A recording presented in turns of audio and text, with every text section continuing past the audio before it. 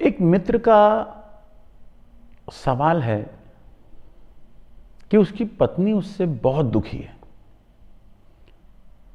उसे अपनी पत्नी को सुखी करने के लिए क्या करना चाहिए? पत्नी को सुखी करने के ही लिए तो विवाह किया था। पहले जब वो प्रेमिका थी तो भी दुखी थी, विवाह करने की जिद कर रही थी। अब विवाह हो गया, पत्नी बन गई, फिर भी दुखी है। तुम खुद सुखी हो जाओ, क्योंकि इस जगत में कोई किसी को सुखी नहीं कर पाया। हां, यदि तुम सुखी हो जाओ तो तुम्हारे पास एक ऐसी हवा बनती है कि कुछ लोग इस हवा में सुखी होना चाहे तो सुखी हो सकते हैं। तुम कर नहीं सकते किसी को सुखी, वही तुम्हारे गणित की सबसे बड़ी भूल है। पहले पत्नी दुखी थी, सुखी करने के लिए तुमने असंख्य उसकी इच्छाएं पूरी की, लेकिन उसको सुखी नहीं कर पाए। अब पूछते हो अब क्या करूं? तुम जो भी करोगे उसे सुखी करने के लिए वो और दुखी होती चली जाएगी, क्योंकि तुम उसके गुलाम होते चले जाओगे। इसीलिए मैं तुम्हें कहता हूं, तुम खुद सुखी हो जाओ। तुम उससे कह दो, तुम मजा कर अपने दुख में। अगर तुझे दुख में ही मजा लेना है तो बेशक ले, हम सुख में मजा लेंगे। जब पत्नी अकारण रोए तो तुम गाओ, नाचो, जश्न मनाओ। उसको अकल आने दो खुद से कि अब कोई सार नहीं है, दुखी होने का अब कोई सार नहीं है। ये आदमी तो खुद अपने आप से नाचने लगा है, अपने से खुश होने लगा है। अगर तुम सच में उसके दुख को मिटाना चाहते हो तो सुखी हो जाओ। तुम्हारे सुखी होने से ही उसमें संभावना पैदा होगी कि वो भी सोचे कि बहुत हो गया दुख का खेल, इसमें कुछ पाया नहीं। और जिस पति को मैं समझती थी कि ये कब्जे में है दुख के कारण, वो भी अब दुख के कब्जे में नहीं। वो प्रसन्न होने लगा है, वो नाचने लगा है, वो गाने लगा है, वो हंसने लगा है। अब अगर इस पति के साथ बने रहना है तो प्रसन्न होने के अलावा और कोई दूसरा उपाय नहीं। दुख दुख की तरफ आकर्षित होता है, अंधेरा अंधेरे के पास आता है, रोशनी रोशनी के पास आती है। गलत आदमी गलत आदमियों के तरफ ही इकट्ठा हो जाते हैं, मगर हमें दूसरों की गलतियां दिखाई पड़ती है, अपनी गलती दिखाई नहीं देती। सामान को खींचते हैं, बुलाते हैं, तालमेल बन जाता है। तुम सुखी होना शुरू हो जाओ। इतना ही तुम कर सकते हो। कम से कम 2 में से 1 सुखी हो गया, 50% क्रांति हुई। एक बात तुम तय कर लो कि तुम अपने कारण सुखी रहोगे, किसी के कारण दुखी नहीं। और समझ लो कि कभी कोई किसी को सुखी नहीं कर पाया है।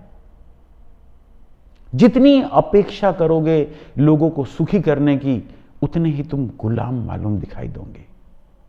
और जितने तुम गुलाम पड़ोगे, दूसरा मजा लेगा, समझ लेगा कि तुम उसके हाथ की कठपुतली हो, तुम उसके गुलाम हो गए हो, तुम्हारी बागडोर उसके हाथों में है। तुम पत्नी से कह दो, अगर तुमको दुख में मजा लेना है तो तुम मजे से दुख की तरफ जा।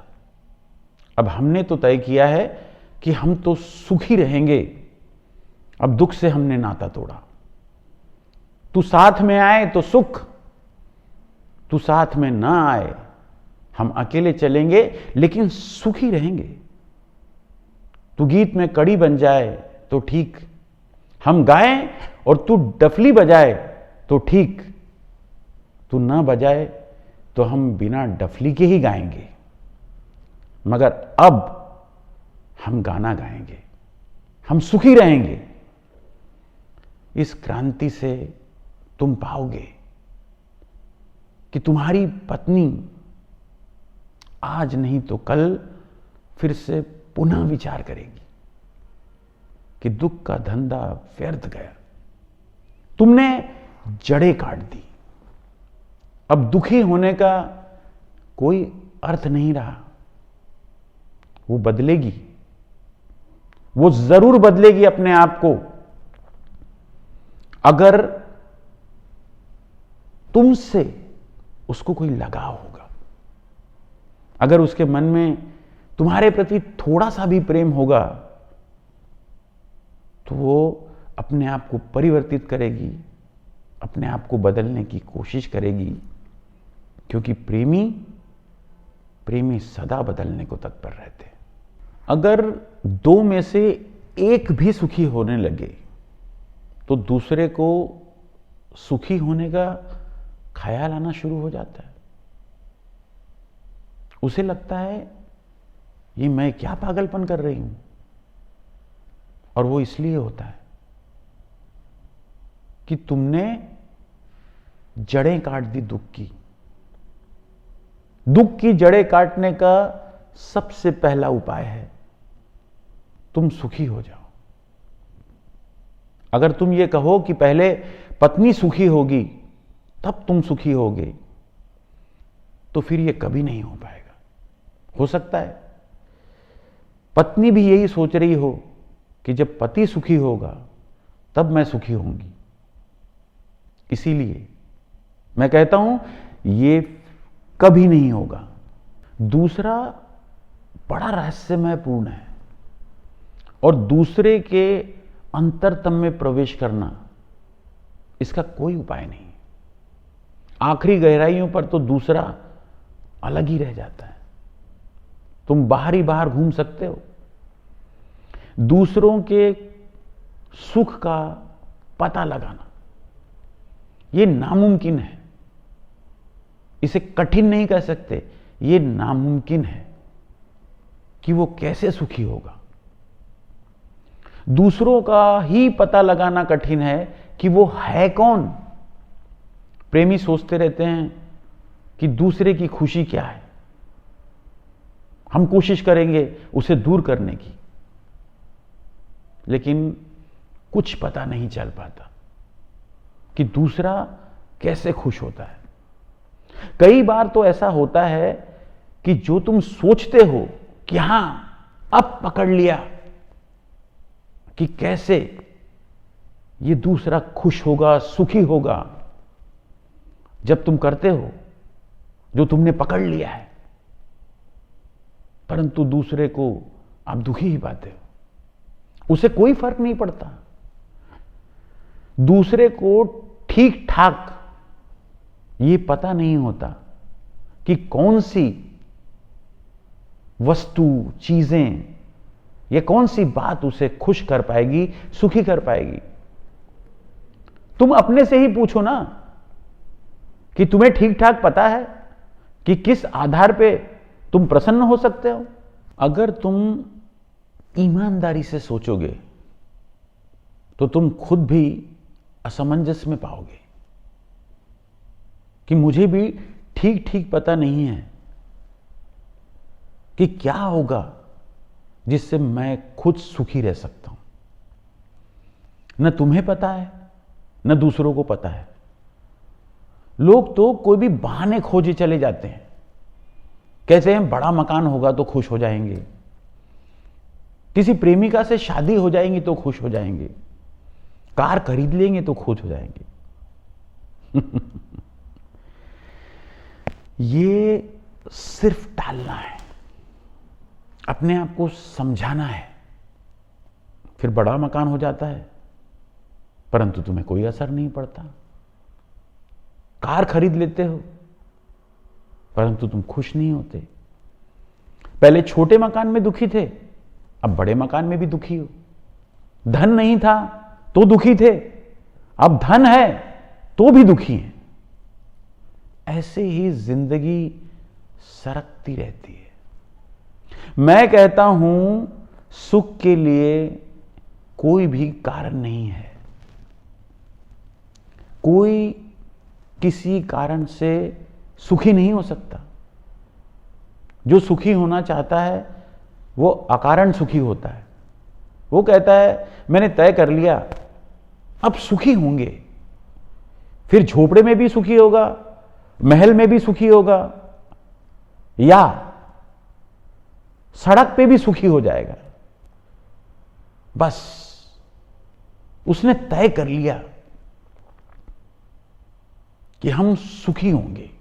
सुख एक निर्णय है कि हमने तय कर लिया कि सुखी ही रहेंगे। तुम पूछोगे कारण? कारण कोई भी नहीं। सुख स्वभाव है, निर्णय से ही हल हो जाता है। दुख तुम्हारा निर्णय है और सुख भी तुम्हारा निर्णय है। तुम एक बात मानकर देखो, तय कर लो कि 3 महीने सुखी रहेंगे। 3 महीने एक प्रयोग करके देख लो कि निर्णय से सुखी रहेंगे। कुछ भी हो जाए हम अपने सुख को ना खोएंगे, पकड़ पकड़ लेंगे, बार बार पकड़ लेंगे। छूट जाएगा हाथ से फिर से खोज लेंगे। तुम फिर जिंदगी में कभी दुखी नहीं होंगे, क्योंकि एक बार को, क्षण भर को भी अगर पता चल जाए कि अकारण भी सुखी होया जा सकता है। सुख स्वभाव है, उसे किसी कारण की जरूरत नहीं है। वो तुम्हारे भीतर बचता हुआ एक सितार है, बज ही रहा है। तुमने अपनी आंखें, अपने कान बंद करके रखे, तुमने शर्त बिठा के रखी है कि ये शर्त पूरी होगी तो मैं सुखी होऊंगा, वो शर्त पूरी होगी तो मैं सुखी होऊंगा। नहीं, किसी की कोई शर्तें कभी किसी की को सुखी नहीं कर पाई है।